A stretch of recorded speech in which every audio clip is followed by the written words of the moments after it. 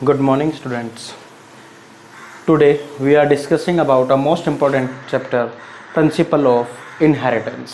क्योंकि ये principle of inheritance, molecular basis of inheritance और बायोटेक्नोलॉजी, इन चैप्टर्स का जो नीट है उसमें बहुत ज़्यादा वेटेज है. ठीक है, तो यहाँ से अप्रोक्सीमेट इन 4 चैप्टर से कम 15 से 16 क्वेश्चन आते हैं. तो इम्पॉर्टेंट टॉपिक है. इसके सारे पॉइंट ऑफ व्यू हम डिस्कस करते चलेंगे, छोटे छोटे पॉइंट भी.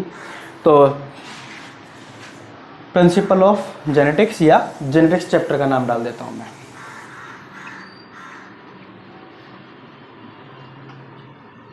जेनेटिक्स, देखो जेनेटिक्स के अगर मैं टर्म की बात करता हूं, जेनेटिक्स टर्म गिवन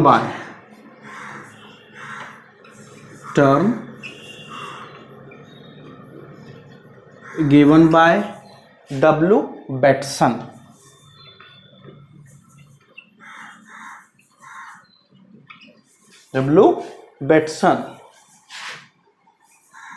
ठीक है. दूसरा, जेनेटिक्स होता क्या है? What is genetics?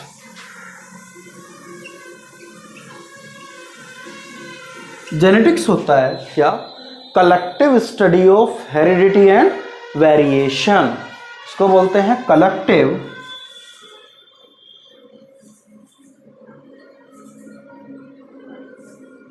Study of heredity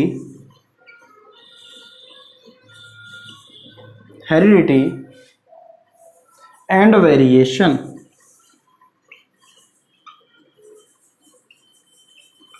अब देखो यहां पर 2 वर्ड आए हैं, हेरिडिटी और वेरिएशन. हेरिडिटी का मतलब क्या होता है कि transmission of character from parents to progeny, यानी कि transmission of genetic character from parents to offspring या प्रोजेनी इज कॉल्ड हेरिडिटी.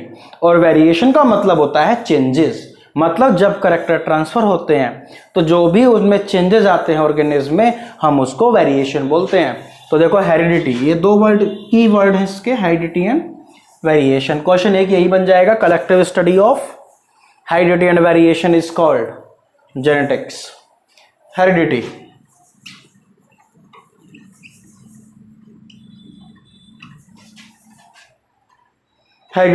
इसका मतलब होता है ट्रांसमिशन ऑफ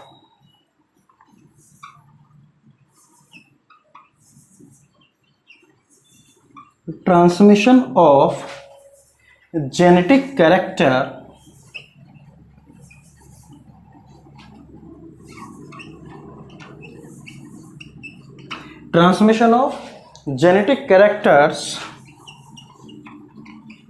फ्रॉम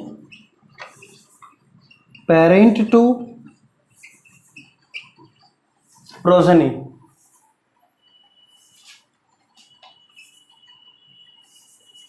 या ऑफस्प्रिंग. ठीक है, तो इसको हम बोलते हैं हेरिडिटी. अब वेरिएशन क्या होता है? वेरिएशन इसका मतलब होता है changes.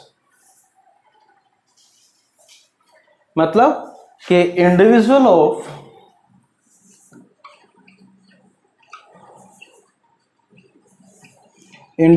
Of same species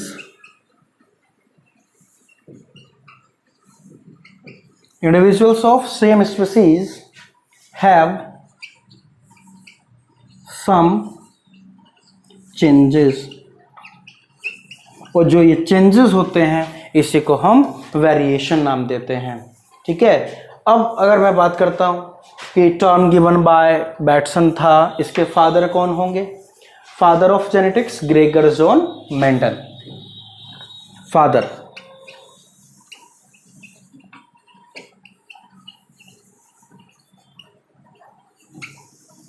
Gregor Johan Mendel. ठीक है. Father of modern genetics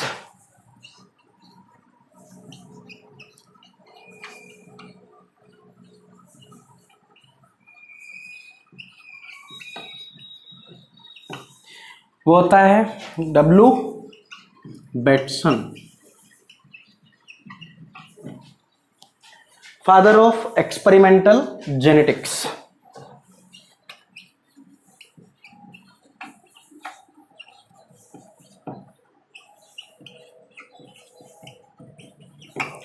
father of experimental genetics कौन आता है? मॉर्गन। Morgan father of. अब मॉर्गन ने क्या क्या किया था, मॉर्गन के बारे में देख लेते हैं। यानी कि इसको एक्सपेरिमेंटल जेनेटिक्स इसलिए बोलते हैं क्योंकि इसने बहुत सारे एक्सपेरिमेंट किए थे ड्रोसोफिला पे, ठीक है। और इसने बहुत सारे कॉन्सेप्ट भी प्रपोज किए, like linkage, sex linkage, crossing over. ये सब जो टर्म गिवन बाय मॉर्गन है, ध्यान रखना क्वेश्चन है यहां से। ही performed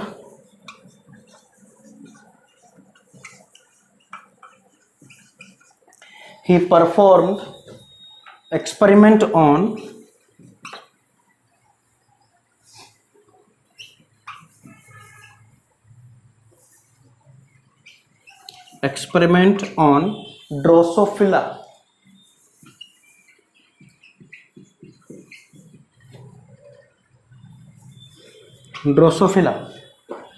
And proposed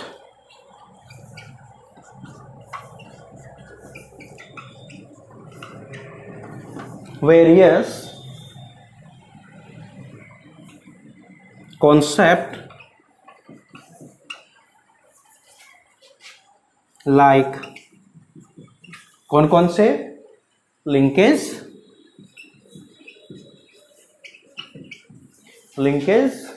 sex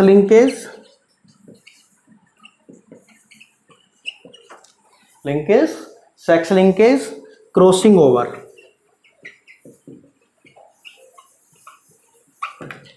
over. ये सारे के सारे जो कॉन्सेप्ट हैं वो सब किसने दिए थे? मॉर्गन ने दिए थे। फादर ऑफ ह्यूमन जेनेटिक्स कौन होता है?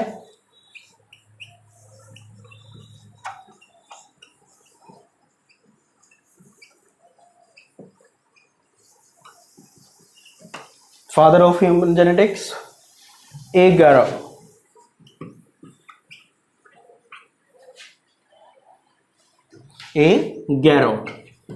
तो ये टर्म मैंने यहां पर लिखवाए हैं आपको, तो ये इंपॉर्टेंट है यहां पर,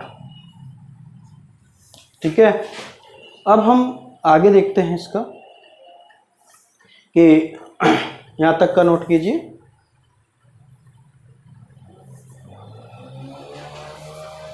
अब देखो इसमें हम देखते हैं वेरिएशन कितने टाइप के होते हैं, वेरिएशन के बारे में देखेंगे।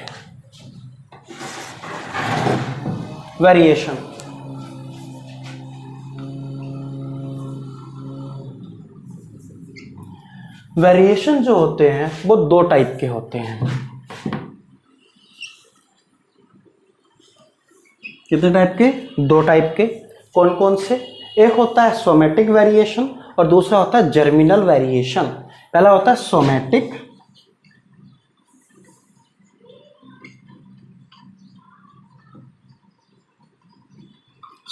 वेरिएशन, और दूसरा कौन सा बोला मैंने? जर्मिनल।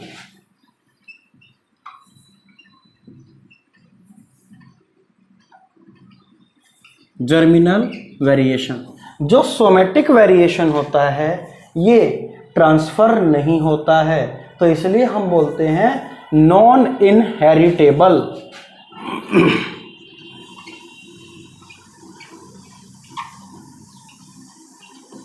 Non inheritable. अभी देखें कौन कौन सा वेरिएशन सोमेटिक वेरिएशन होता है, तो उसके एग्जांपल यहीं पर देख लेते हैं। देखो सोमेटिक वेरिएशन जो होते हैं ये आते हैं due to change in environment, मतलब जो भी एनवायरनमेंट फैक्टर होंगे उसकी वजह से जो वेरिएशन आया हमारी बॉडी में उसको हम सोमेटिक वेरिएशन बोलते हैं। अब देखो क्या मतलब, occurs due to change in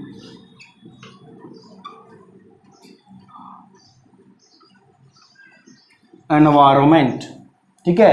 environment में चेंज की वजह से क्या होते हैं, सोमेटिक वेरिएशन आते हैं। जैसे फॉर एग्जांपल अगर मैं बात करता हूँ कि कोई भी एक एनिमल है या ह्यूमन है, उसका किसी एक्सीडेंट में लेट सपोज 4 आर्म लॉस्ट हो गया, यानी कि एक हाथ गायब हो गया, कट गया, तो इसका मतलब ये नहीं है कि उसकी बॉडी में जो ये वेरिएशन आया कि उसके जितने भी प्रोजनी आएगी उसमें जो 4 आर्म है वो अब्सेंट रहेगा, क्योंकि ये एनवायरनमेंट में चेंज की वजह से आया था और इसलिए वो आगे ट्रांसफर नहीं होगा। ठीक है। दूसरा जर्मिनल होता है, ये इसको हम ब्लास्टोजेनिक भी बोलते हैं, मतलब ये ब्लास्टुला में चेंजेस की वजह से होगा, मतलब ये ट्रांसफर होता है, ये इनहेरिटेबल होगा, इनहेरिटेबल। ठीक है। जो जर्मिनल वेरिएशन है वो 2 टाइप का होता है, एक तो होता है कौन सा, कॉन्टिन्यूअस वेरिएशन,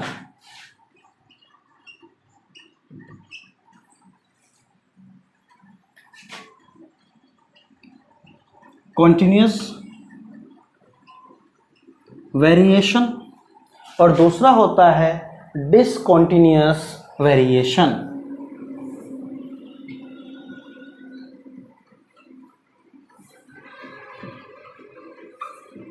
ठीक है।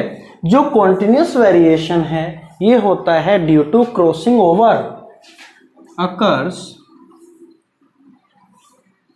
ड्यू टू क्रॉसिंग ओवर, और जो डिसकॉन्टिन्यूअस होता है वो ड्यू टू म्यूटेशन होता है।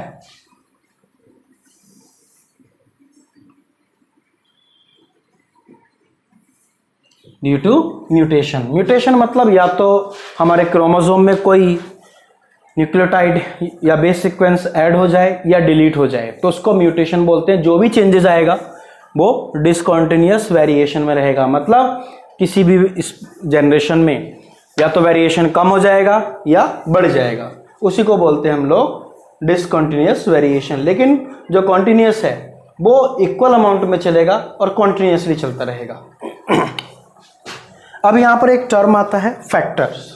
फैक्टर क्या है, मतलब देखो जब मेंडल ने इसकी स्टडी की थी तो उसने ये बताया था कि कुछ हमारी बॉडी में ऐसी चीज़ है, एलिमेंट है कि जो इन जेनेटिक कैरेक्टर के ट्रांसमिशन को कंट्रोल करता है, लेकिन उसने जीन टर्म नहीं दिया था, उसने इसको बोला था फैक्टर या एलिमेंट। ठीक है। तो फैक्टर्स के बारे में देखते हैं। फैक्टर्स क्या होता है, फैक्टर्स होता है unit of heredity.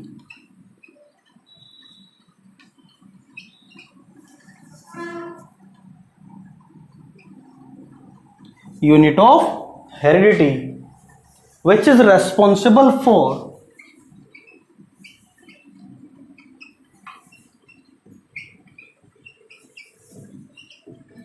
responsible for inheritance and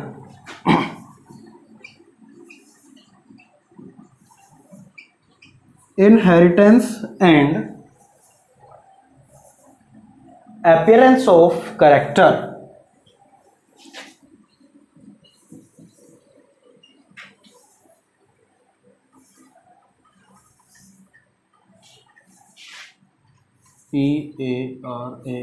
appearance of character, मतलब करेक्टर के अपीयरेंस होने के लिए रेस्पॉन्सिबल होता है। और जो फैक्टर को जीन बोला था वो बोला था जॉनसन ने 1909 में, यानी कि फैक्टर्स वर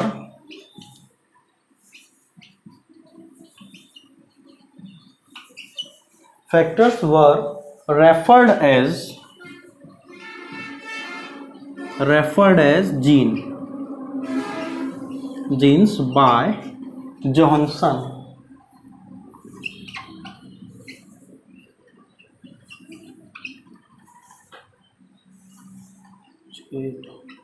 जॉनसन कौन से ईयर में, 1909। कभी नहीं पूछा गया बट किसने इसको बोला था ये याद रखना है। जो मतलब फिर से वही बात,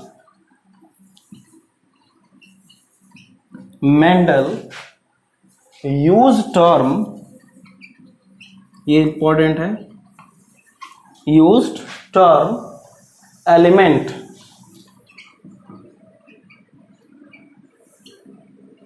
और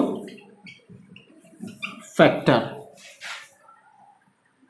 ठीक है। और जो भी हम जीन के लिए सिंबल यूज करते हैं वो सिंबल सबसे पहले यूज किए गए थे मॉर्गन के द्वारा। सिंबल यूज्ड फॉर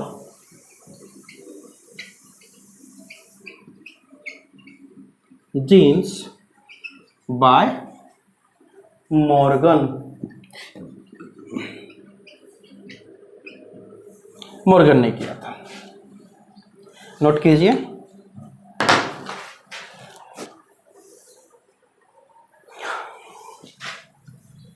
अब हम यहां पर देखेंगे कुछ टर्मिनोलॉजी है, वो मैं यहां पर लिखने जा रहा हूं। तो टर्मिनोलॉजी कौन कौन सी है देखेंगे अब हम। टर्मिनोलॉजी है कि एलील क्या होता है। Allele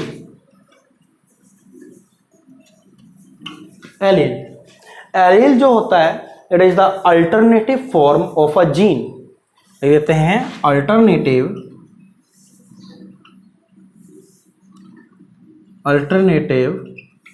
form of a gene which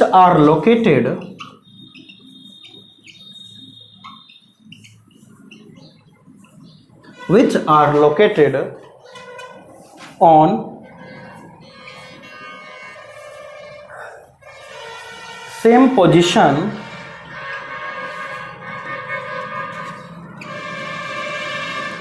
located on same position या फिर loci, same position on the homologous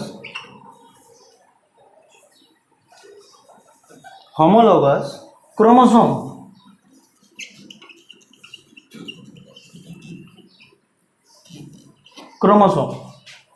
ठीक है। तो एलील क्या हुआ, alternative form of gene which are located on same position. ध्यान रखना, जो भी सेम पोजीशन या लोकाई पे प्रेजेंट होगा होमोलोगस क्रोमोसोम पे, तो उसको हम एलील बोलते हैं। और जो एलील टर्म है वो given by Bateson, term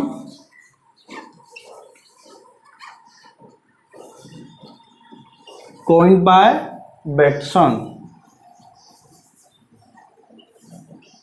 Bateson ने दिया था ये। तो किसको बोलेंगे, जैसे ये देखते हैं हम, ये मेरे पास एक क्रोमोसोम है,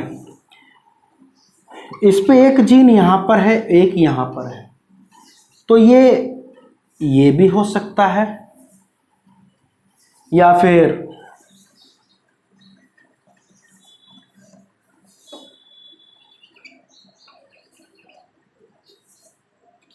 ये भी हो सकता है, ठीक है, या फिर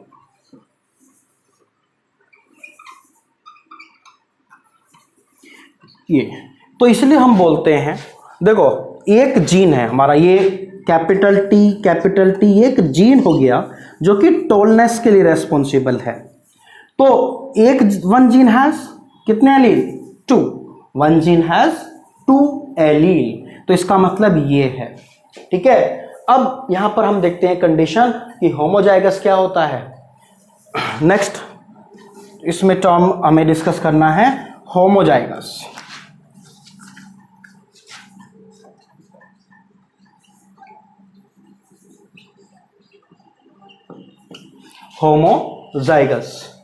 तो देखो, होमो का मतलब होता है सिमिलर और जाइगस मतलब zygote.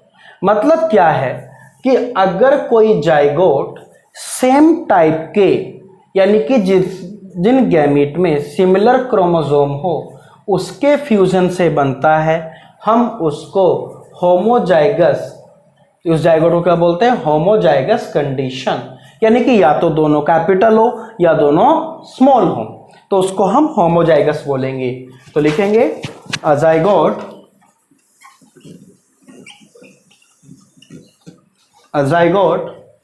is formed by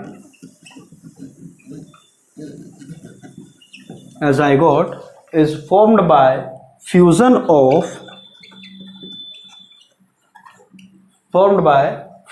of two gametes.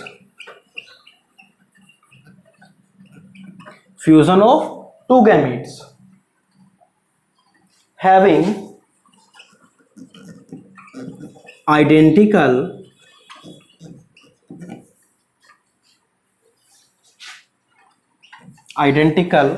factor is called homozygote.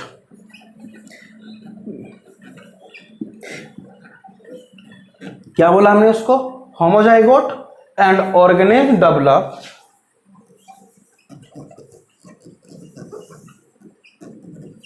Organism develop from this zygote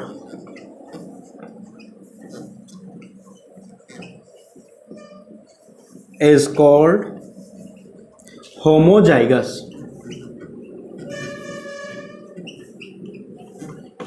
homozygous organism. For example जो भी मैंने बोला था, या तो दोनों कैपिटल टी हो या दोनों स्मॉल टी हो, वैसे ही ये कंडीशन भी बन जाएगी. तो ये सब होती है हमारी होमोजाइगस कंडीशन. मतलब उसमें सिमिलर टाइप के जो मीट मतलब फैक्टर हैं वो प्रेजेंट होने चाहिए या जीन प्रेजेंट होने चाहिए, तो उसी को बोलते हैं हम लोग होमोजाइगस. ठीक है. सेकंड आता है हेट्रोजाइगस. देखो हेट्रो में मतलब जो भी जाइगोट बन रहा है वो डिफरेंट टाइप के गैमीट के फ्यूजन से उनके गैमीट में डिफरेंट टाइप के जीन प्रेजेंट हैं, तो उसको बोलते हैं हम लोग heterozygous.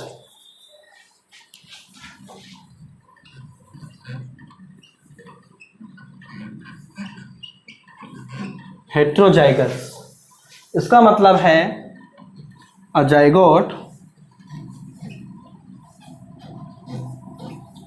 is formed by fusion of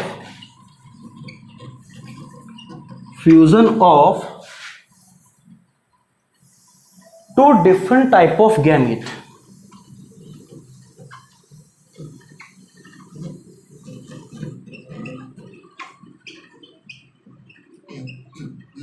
Fusion of two different types of gamete carrying different factor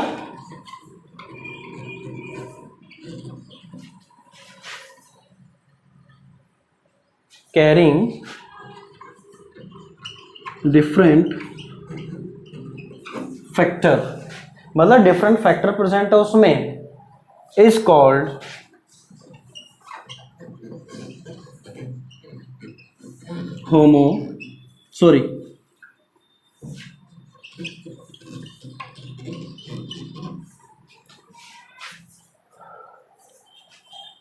heterozygous. Example देखो, मान लिया एक गैमीट में कैपिटल टी था, दूसरे में स्मॉल टी है, एक में कैपिटल आर था, दूसरे में स्मॉल आर आया. ये सब क्या हुए? हेटेरोजाइगस हो गए. ठीक है. और जो टर्म है होमोजाइगस और हेट्रोजाइगस, ये टर्म दिया था बैटसन ने, यानी कि टर्म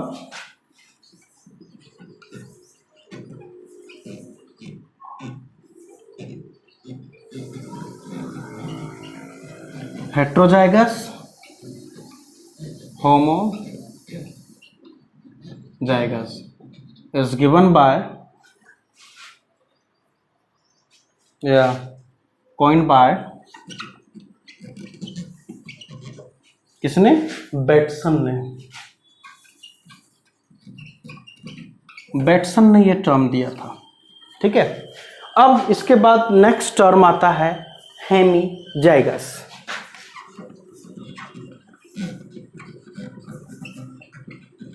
देखो हेमीजाइगस का मतलब ये होता है कि अगर किसी इंडिविजुअल में मतलब जो भी पेयर होता है जीन का, उस पेयर में से केवल एक ही जीन प्रेजेंट हो, ठीक है, तो उसको हम हेमीजाइगस बोलते हैं। If individual contain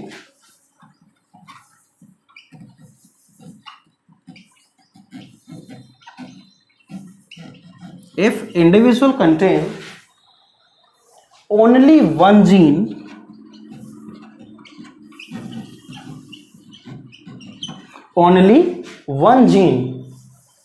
of a pair, मतलब पेयर में से केवल एक ही जीन प्रेजेंट है, then individual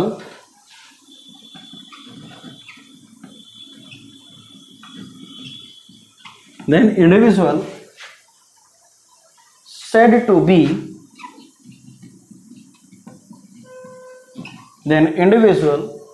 to be hemizygous।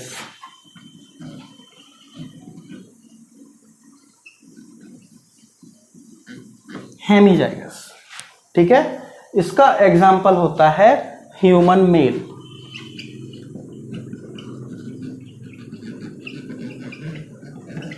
देखो मेल में कौन सा क्रोमोसोम होता है, एक्स वाई, ये मेल है।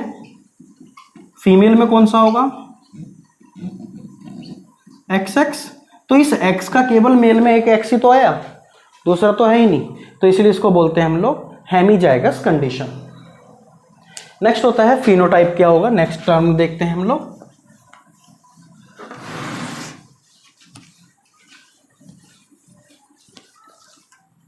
फिनोटाइप,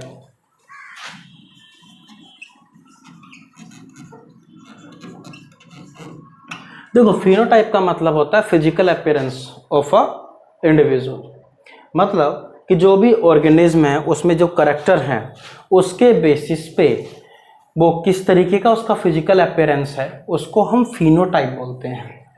यानी कि एक्सटर्नल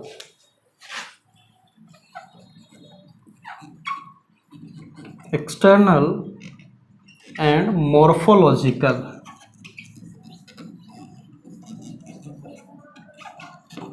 एक्सटर्नल और morphological appearance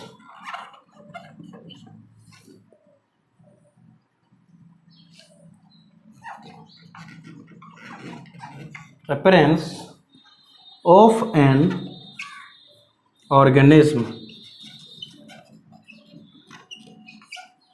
for a particular character,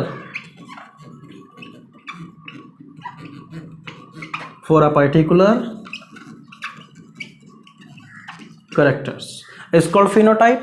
जैसे फॉर एग्जाम्पल अगर मैं बात करता हूं क्या कि लेट सपोज किसी इंडिविजुअल में ये जेनेटिक मेकअप है, तो ये होगा इसका टॉलनेस के लिए, अगर ये हुआ तो ये भी टॉल होगा, और अगर ये वाला हुआ तो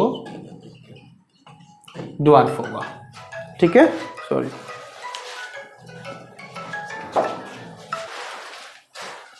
तो इसको बोलते हैं हम लोग फिनोटाइप। दूसरा होता है जीनोटाइप। देखते हैं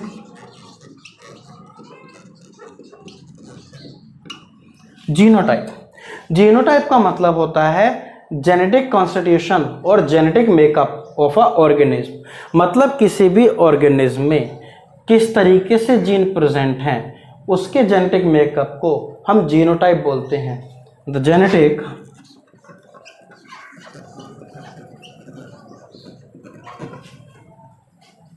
कॉन्स्टिट्यूशन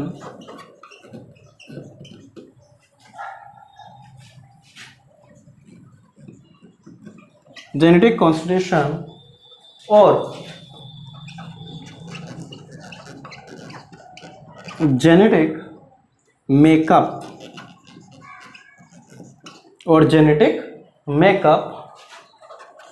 ऑफ एन ऑर्गेनिज्म, ठीक है। एग्जाम्पल है जैसे टॉलनेस है,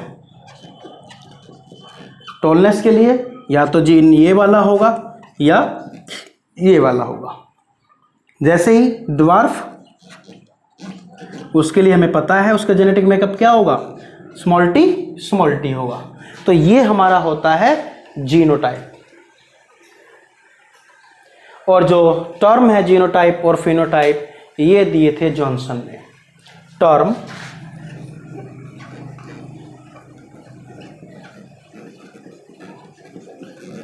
जीनोटाइप, phenotype coined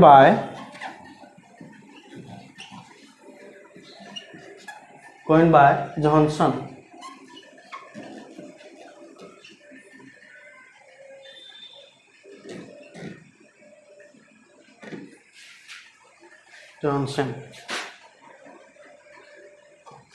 ठीक है, तो ये टर्म है इसके। अब देखते हैं हम इसमें कुछ और टर्म्स बचे हुए हैं। जैसे और टर्म है हमारा फिनोकॉपी। क्या होता है फिनोकॉपी एंड हाइब्रिड विगोर। तो फिनोकॉपी देखते हैं पहले। देखो फिनोकॉपी कुछ नहीं है, यानी कि जो भी फिनोटाइप की एग्जैक्ट कॉपी रहेगी उसको कंसिडर करते हैं हम लोग। नोट करते चलिएगा हाथों हाथ। फिनोकॉपी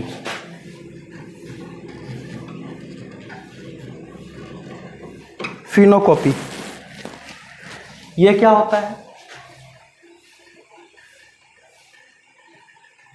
अगर हम डिफरेंट जीनोटाइप के ऑर्गेनिज्म को क्या करें, डिफरेंट एनवायरमेंटल कंडीशन में रख दें, ठीक है, और जब डिफरेंट एनवायरमेंटल कंडीशन में रखा उनसे सेम फिनोटाइप आता है तो हम उसको फिनोकॉपी बोलते हैं। क्या बोलते हैं? फिनोकॉपी। यानी कि if different genotype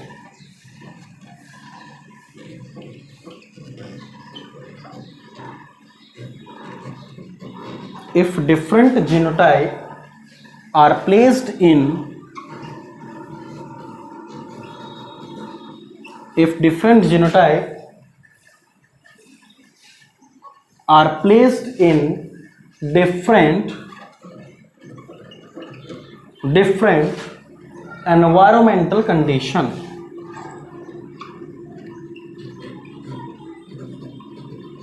different environmental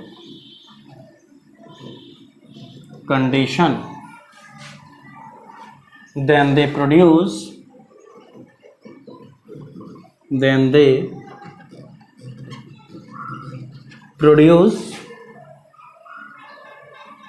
same phenotype,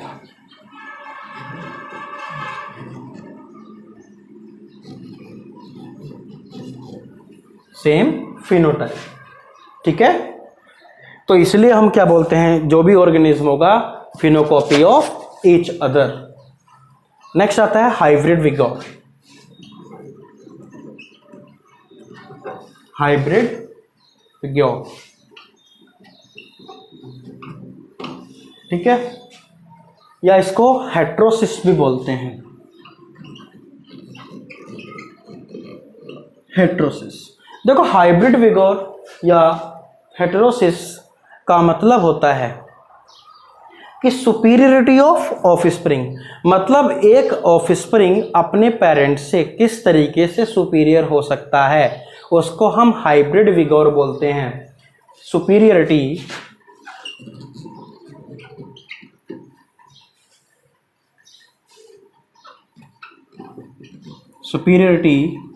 of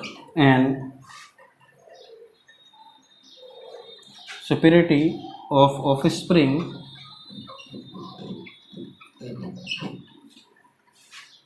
over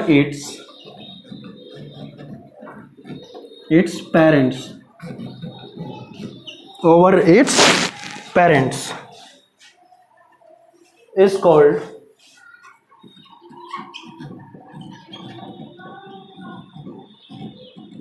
hybrid vigour, ठीक है। और ये जो डेवलप होती है ड्यू टू हेट्रोजाइगोसिटी, इट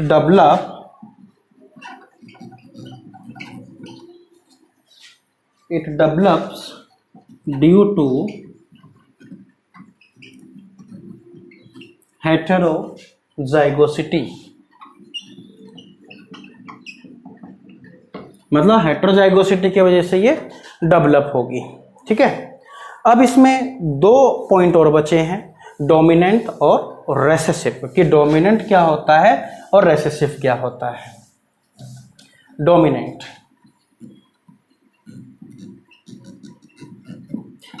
देखो डोमिनेंट का मतलब होता है if a gene express itself homozygous as well as heterozygous condition, यानी कि अगर कोई जीन अपने आप के यानी कि अपना कैरेक्टर होमोजाइगस कंडीशन में भी एक्सप्रेस कर रहा है और हेट्रोजाइगस में भी कर रहा है, तो उस जीन को हम डोमिनेंट जीन बोलते हैं।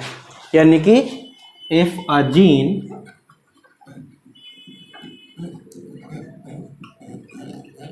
express itself in both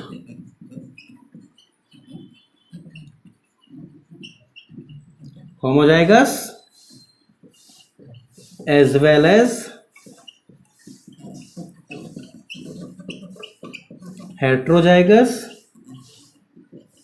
condition। For example देखो, कैपिटल टी होमोजाइगस स्टेट में है, टॉलनेस दिखाएगा।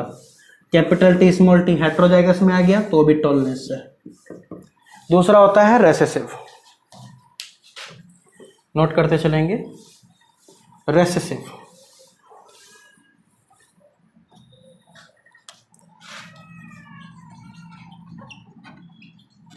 रेसेसिव देखो, रेसेसिव कैरेक्टर का मतलब होता है कि जब कोई जीन अपने आप को केवल होमोजाइगस कंडीशन में ही एक्सप्रेस करता है, हेट्रोजाइगस में खुद को एक्सप्रेस नहीं कर पाता है, उसको हम बोलते हैं recessive character. If a gene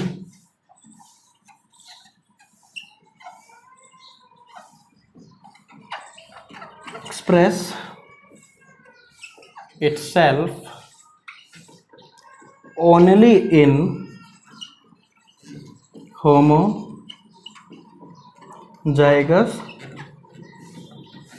condition।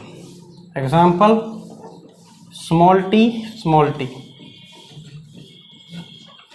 T ने अपने आप को जब दोनों होमोजाइगस कंडीशन में आया तभी एक्सप्रेस किया, अदरवाइज नहीं किया। तो ये हमारा होता है रेसेसिव कैरेक्टर। अब यहाँ पे हम मेंडलिज्म में जाने से पहले पढ़ेंगे क्या, प्री मेंडलिज्म। पहले प्री मेंडलिज्म पढ़ेंगे, उसके बाद मेंडलिज्म। प्री मेंडलिज्म से वैसे कुछ आता नहीं है, कुछ थियरीज हैं जिसके बारे में आप केवल सुन लीजिए या लिखवा दूंगा। प्री मेंडलिज्म में सबसे पहली थियरी आई थी वेपर फ्लूइड थियरी, जो इसको दिया था किसने, पाइथागोरस ने दिया था। ठीक है, तो इस थ्योरी के अकॉर्डिंग क्या था कि अकॉर्डिंग टू दिस थियरी कि at the time of coitus of male and female most vapour secrete from the brain due to this offspring are similar to their parents. मतलब कि वेपर फ्लूइड थ्योरी ने क्या बोला था कि जब mail और फीमेल कोइटस कर रहे होते हैं, ठीक है, मैचिंग कर रहे होते हैं, तो उनके ब्रेन से क्या निकलती हैं, वेपर्स निकलती हैं, और वो वेपर्स एक दूसरे के माइंड से मैच होने के बाद क्या होता है कि जो भी ऑफस्प्रिंग है वो सिमिलर होता है किसके, अपने पेरेंट्स के। तो ये था वेपर फ्लूइड थ्योरी। लिखवा देता हूं, प्री मेंडलिज्म।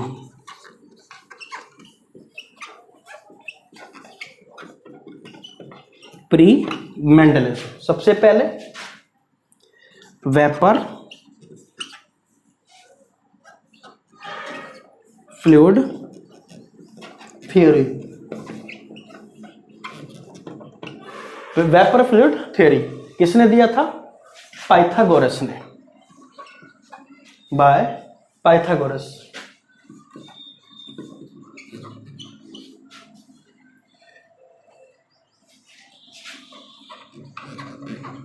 ठीक है, क्या था according to this theory,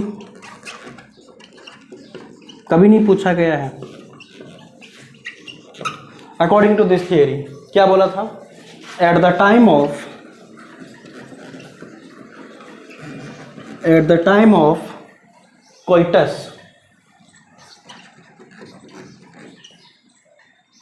of male and female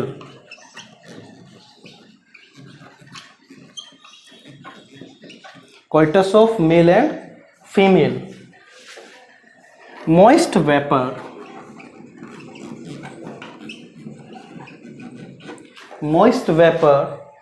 secretes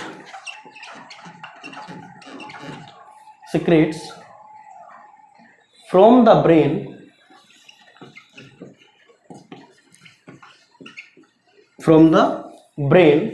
and due to this offsprings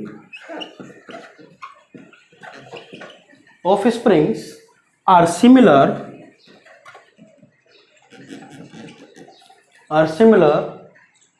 as their parents. मतलब ऑफस्प्रिंग अपने पेरेंट्स के सिमिलर होते हैं। ये वेपर फ्लूइड थ्योरी थी जो किसने दी थी? पाइथागोरस ने दी थी। नेक्स्ट थ्योरी थी सीमन थ्योरी जो कि एम्पिडिकोल्स ने दिया था।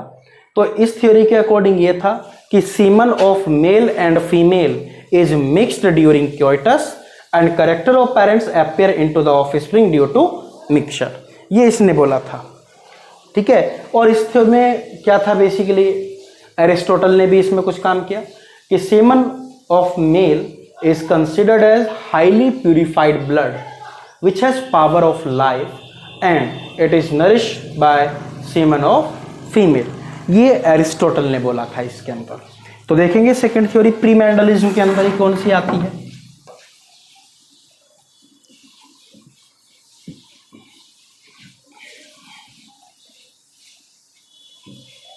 प्री मेंडलिज्म के अंदर सेकंड थ्योरी आती है सीबर्ग थ्योरी।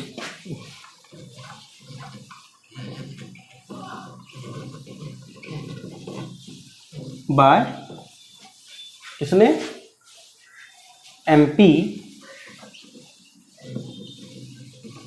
डी डिकोकेट्स, ठीक है। अकॉर्डिंग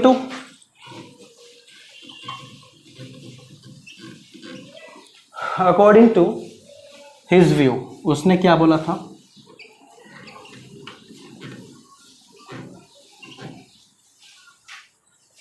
ठीक है, semen of mail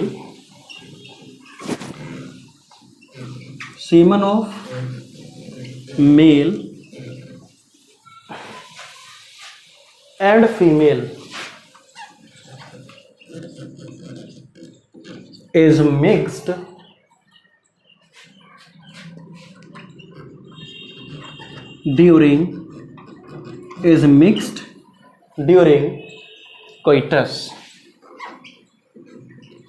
is mixed during coitus.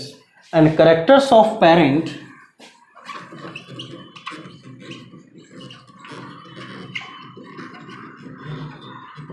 characters of parents appear into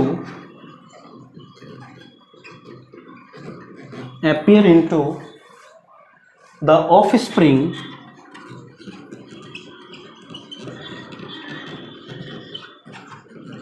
due to this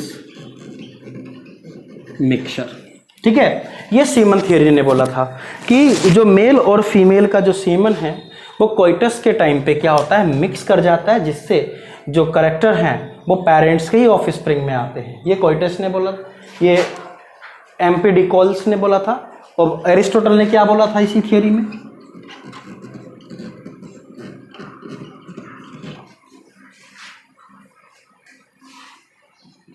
according to Aristotle क्या था, semen of mail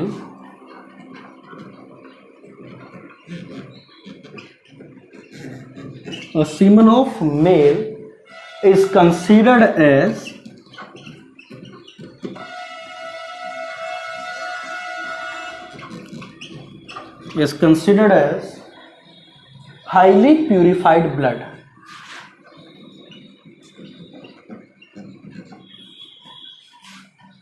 Highly purified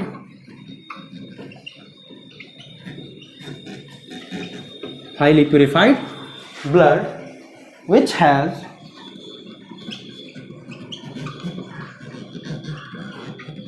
power of life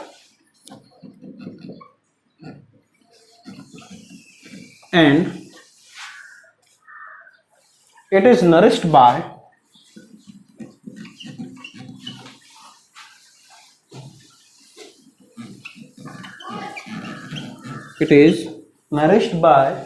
semen of female, semen of female. तो ये Aristotle के according था semen theory में। Next ऐसी आती है परफॉर्मेशन थ्योरी है, ठीक है। तो उसमें क्या होता है, उसने बोला है कि जितने भी हमारे गैमेट्स होते हैं उनमें मिनिएचर होता है, कि यानी कि according to this theory germinal cell contain miniature of figure of a man, ठीक है। तो ये हमारी परफॉर्मेशन थियोरी थी। दूसरा एनकेसमेंट थियोरी है जो कि चार्ल्स बॉनेट ने प्रपोज किया था, यानी कि इसके अकॉर्डिंग क्या था, body of female is just like a Chinese box and all the feature progenies are packed in the body of female like Chinese box. ये एनकेसमेंट थियोरी है, ठीक है। पहले परफॉर्मेशन थियोरी बता देते हैं। थर्ड थियोरी है परफॉर्मेशन।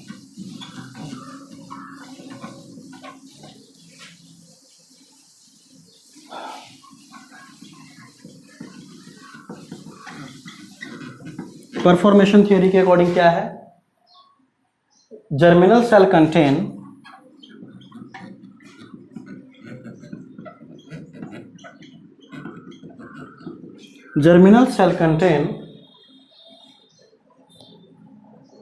a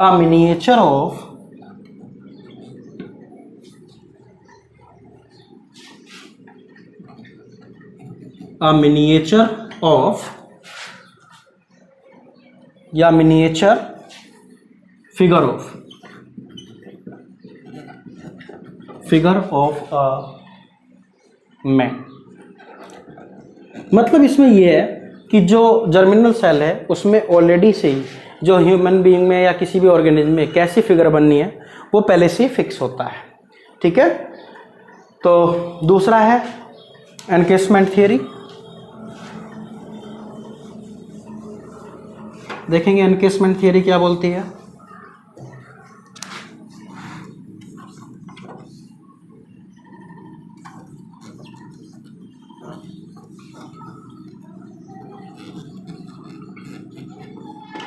एनकेसमेंट थियरी इसको प्रपोज किया था चार्ल्स बॉनेट ने।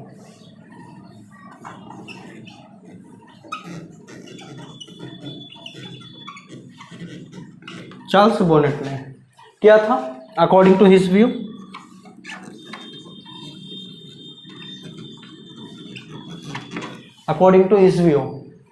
Body of female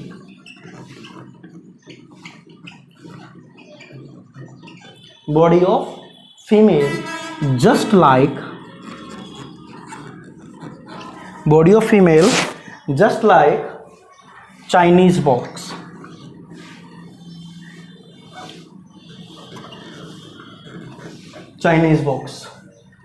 all the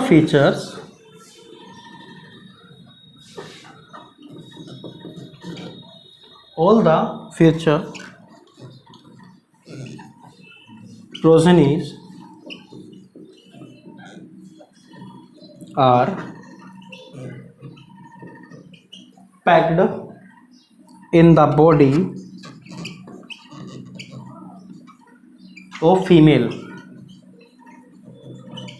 like Chinese box। मतलब क्या है, इसके क्या बोलता चार्ल्स बॉनेट ने कि जो फीमेल है वो बॉडी, उसकी फीमेल की बॉडी कैसी होती है, चाइनीज बॉक्स की तरह होती है। मतलब उसमें जो भी हमारी बॉडी कैसी बननी है वो सब फिक्स होता है, ठीक है। अब पैनजेनेसिस थ्योरी देखते हैं जो कि चार्ल्स डार्विन ने दी थी। तो pangenesis theory, this theory postulated all the parts of living body यानी कि टिश्यू सिंथेसाइज माइक्रोबॉडी या micromolecule. These micromolecules are known as pangenes और ग्लिम्यूल्स, ठीक है। तो ये पैनजेनेसिस थ्योरी चार्ल्स डार्विन की है, ये सब फेल हुई थी, इसमें अभी तक ऐसा कुछ नहीं है कि जो यहां से क्वेश्चन पाए। देख लेते हैं पैनजेनेसिस theory.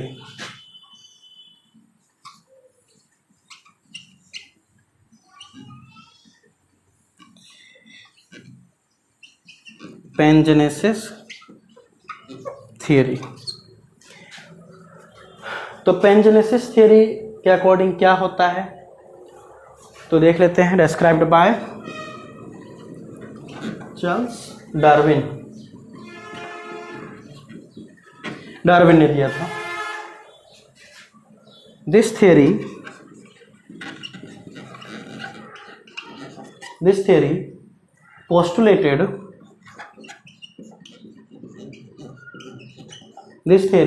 postulated that all part of a living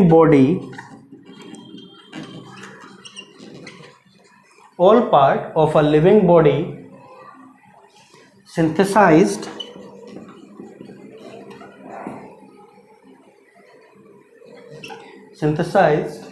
macromolecule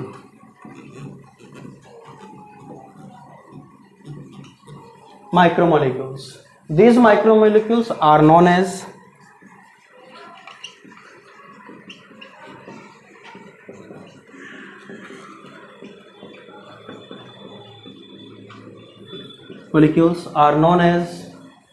पेंजीन और गैमियोल्स। तो यहां तक हमने प्री मेंडलिज्म पढ़ा। नेक्स्ट लेक्चर में हम पढ़ेंगे मेंडलिज्म कि मेंडलिज्म क्या है। Thank you.